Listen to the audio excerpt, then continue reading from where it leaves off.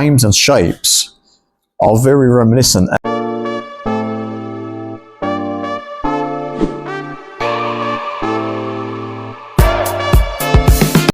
Hi guys, welcome to another semi-documentary episode. Today I'll be chatting with Gary Sensei from Goju Ryu, so we're going to learn about the Goju Ryu. What is Goju Ryu? Goju Ryu system developed in Okinawa by Miyagi Chojun Sensei, based on things that were already present. The story has changed many times over the years with regards to the history. As more has been discovered, I think the established history has become less credible. So now I think we're at a point where no one really knows where it's come from. It's just a mishmash of a lot of different stuff. Yeah, so it's like in every karate system, we've got the mixture of different influences and all built around creating your unique system. And what I like about your stuff is a very unique, very with your flavor. How did you come to that? And as probably most people who know you, you get a lot of complaints online about modifying stuff. How did you come to those conclusions, and what influences were on that? Well, if we look at what's known about the established Goju Ryu history, Goju Ryu was always undergoing a process of reinvention or reinterpretation by Miyagi himself, even during his own lifespan. So when we look at things and say, well, that kata is different to that kata, this was happening even during his lifetime. So we cannot say this is wrong. From style to style, from ryuha to ryuha, lineage to lineage, within Goju Ryu itself, there are differences. So that's why I find it hard to find any credibility in online arguments that this kata's wrong or that one's wrong, because there's always been variance, there's always been reinterpretation. Now, when we look at Miyagi, he was always modifying the system. He was always looking to judo. He was looking to Okinawan sumo. He was looking into various teachers, not just Goju Ryu, also Shorin Ryu. He was cross-pollinating the system from various different sources of information, and using that to, reinvestigate what he already had, modify it, make changes, and adapt it accordingly. Even more than that, from person to person, his system wasn't the same.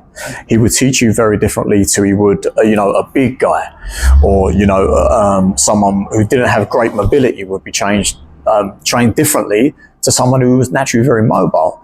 So it was always a somewhat fluid system. Even the name itself, Goju Ryu, this hardness, this softness, it lends credibility that there is an interplay of the two, and there is a constant state of movement within the system. Within the Goju Ryu, you're doing the Okinawan, more Okinawan. It's my poor understanding of Goju Ryu, is that the Okinawan is more kind of geared to individual person and their style, and kind of Japanese one is more rigid and kind of with that other Japanese ryuha, very systemized and kept within the purity of their style, if you want to say that. But the Okinawan is more kind of open to applications, and your take on it, right? I think definitely that was the case, and I think as time's gone on, I think we've seen almost a reverse process come in, whereby mainland Japanese karate has had a bigger influence on the island karate. So what you've seen is more conformality from the Okinawans, who are now saying, right, this is the way. Yeah. Whereas before you would see a lot of differences within the schools. Now it is a lot more, right, now these are our guidelines, these are our standards. And if you deviate from those standards, it's deemed wrong or incorrect. But yeah, I think largely that's a process of reverse influence from mainland Japan. So what are your principles for your Goju Ryu?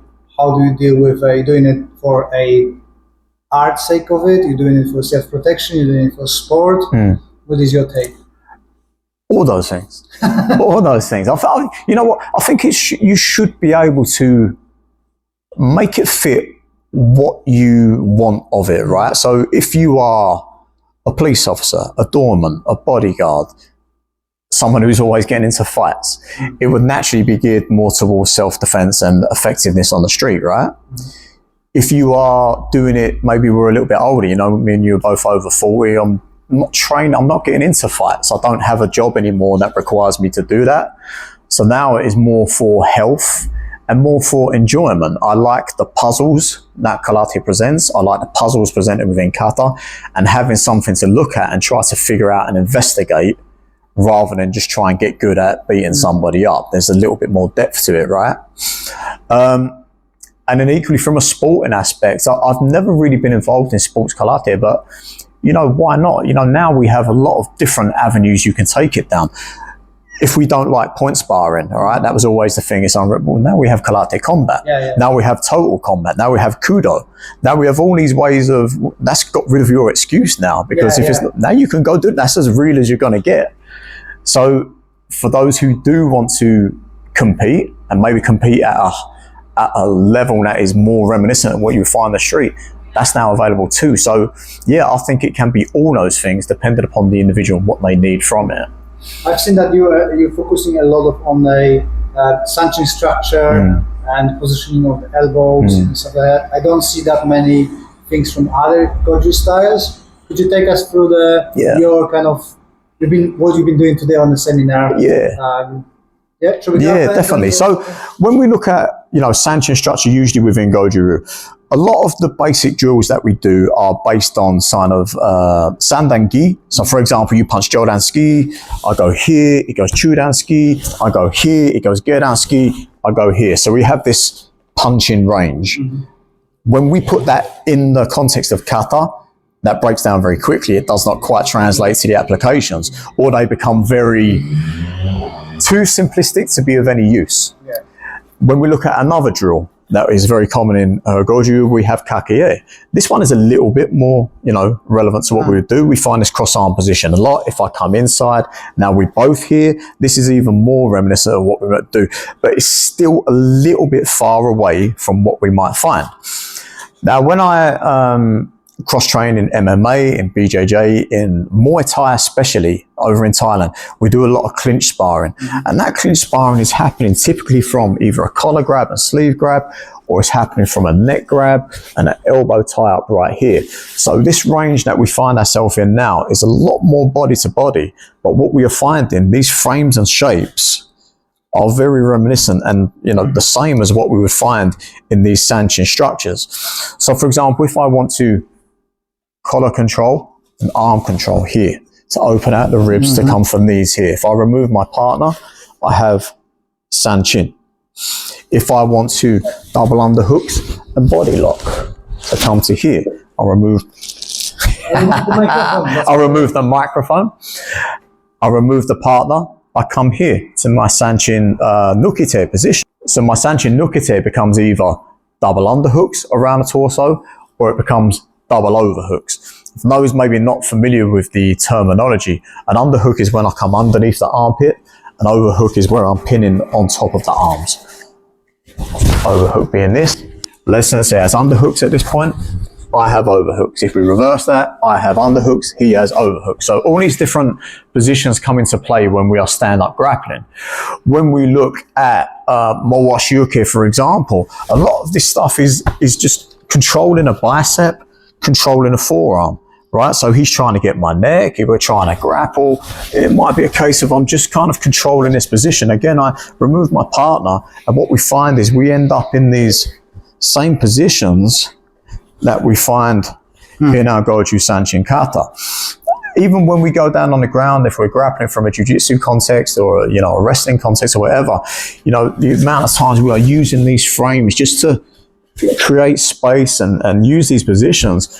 Again, this is my sanchin. If I come to here, this is sanchin. If I come to my nukite, this is sanchin.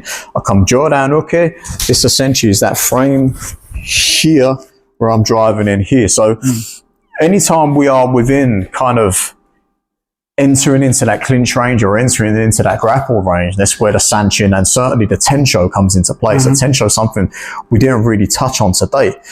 But tensho, anytime he's trying to grab, it's like, you know, all these redirections, he gets inside, you know, whatever, we're just playing clinch. I'm here, he's trying to get a better position now. He tries to get a better position. I want to use that elbow to prevent him from coming inside, which again is my sanchin. So the more you play within that range rather than this range, the more I think the kata open up, certainly in terms of sanchin and tensho. And then once you have that, well, the techniques are now coming off the back of that, because now, well, what if he does this? What if he does this? Well, now we have kata. Now I start going to seirunchin, and you finding your way out of that position. That's where the applications start to make sense, rather than everything being off of a chudanski punch and I block it like that, grab the wrist, and then, or what we do, we get lazy within karate applications and everything starts from here. Yeah. We feel comfortable there, right? It's like that, you know, we're not getting punched in the face, so we like that. Yeah. So I was talking with Tommy Joe Moore about boxing positioning, and my understanding is, at least my take on karate is that it is a grappling system with strikes. If you look on a guard here, it's punching. But if you look at the guard going in, you've got a guard, like you've been saying with the sanchin, that is a grappling range, right? If I can grab, my guard not going to be here, it's going to be somewhere forward, right? If I go here, step here, that's my guard, fighting guard, right? Yeah. So is that kind of your take on karate as well? Or is it a striking system?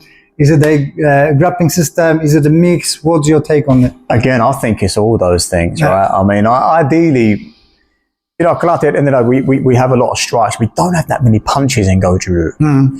Okay, so we hit the makiwara a lot, but if we actually look inside the kata, there's not an awful lot of just standard what we would deem as karate punches.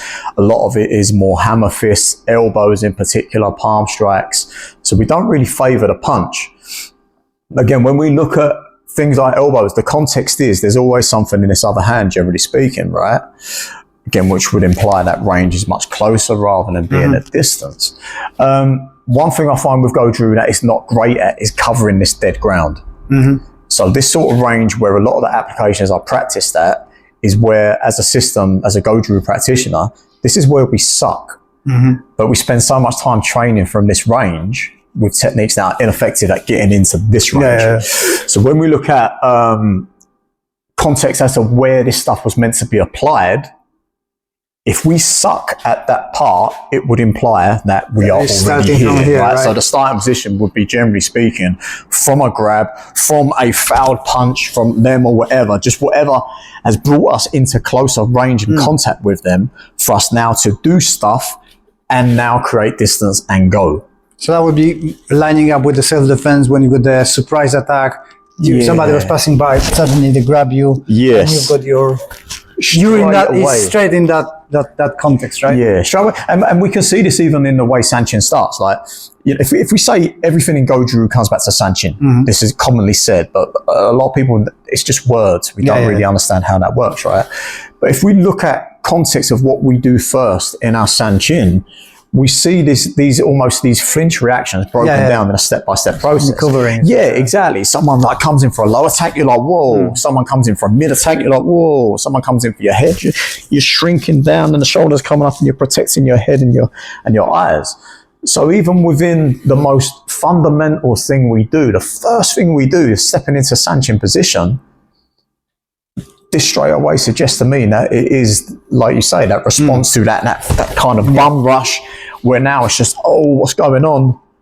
Get a point of connection, establish your base, establish your grounding, try to better your position in terms of equilibrium and, you know, balance offsetting with them, and now do stuff. And that's where the kata comes in. That's the stuff. But to get to the stuff, we first have to have the foundation, right? The sanchin tensho, which allows us to navigate that initial bum rush. Okay. Do the sanchin and tensho are opposites or they complement each other? Being from a Kyokushin base, we always been said, this is the other side of the coin, the sister to it. I think from my exploration, tensho is one of my favorite kata. It is complementing and it's like a next step instead of being an opposite. I would agree. Yeah, I would agree. I mean, people say that tensho is meant to balance out the sanchin. I disagree. I think tensho is the next step of sanchin, and in a sense, replaces that. Yeah. Right? Because there's nothing in the tensho that isn't already in your sanchin. So your sanchin is contained within the tensho, right? The difference being now we have a lot more redirection. Now we have a lot more flow. Now we have a lot more options. So, in a sense, like some schools within the Chinese Kung Fu, if you look at White Crane, if you look at Five Ancestors Fist, Southern Mantis, they have multiple sanchins. It's not just one sanchin for the rest of your life. It's like, right, you're a beginner, you learn that one. okay, now we're 10 years in, we know that. Which one. makes sense, right? Makes sense, right? That's how every other thing in the world is taught. But in karate, we want to stay here and protect that at all costs. Yeah. And if you don't do that anymore, you're deemed the enemy. Yeah. So every other process of learning in the world, outside of the martial arts context, every other thing is a layered system, right? So we add to it, we evolve it, and our one should not look like their one. Yeah, in my opinion. That's what I always disagree when people saying, "Oh, it's always basics. Do always basics." How long you can do basics? Right. You have to move on, right? You don't go to a primary school and you go into a university and go, "Yes, now I'm gonna do 1 + 1 or ABC." Yeah, you go something else. But in karate, it seems to be that everybody wants you to be on a lower level. I don't know, maybe lacking of understanding, lacking of progression. But you see those masters coming from Japan and all on the seminars we're doing 2 more skis, right? It should be something more so we can grow. I think it's a safety blanket. I think it's a comfort zone. We like that because we can understand basic punches, box kicks. We can understand that. We can't understand context and nuance. As soon as you introduce that chaos of context and nuance, a lot of this stuff no longer makes sense. Yeah. So now it needs to be looked at with older eyes. But we refuse to leave that alone. So now that's all we got. Gary Lever was my guest today. Gary, where people can find you? Iron Budo. Iron Budo, yeah, I changed name, didn't I? Iron Budo on YouTube and Instagram, and just follow the trail of hate and destruction. You'll find me. Okay, thank you. Thank you.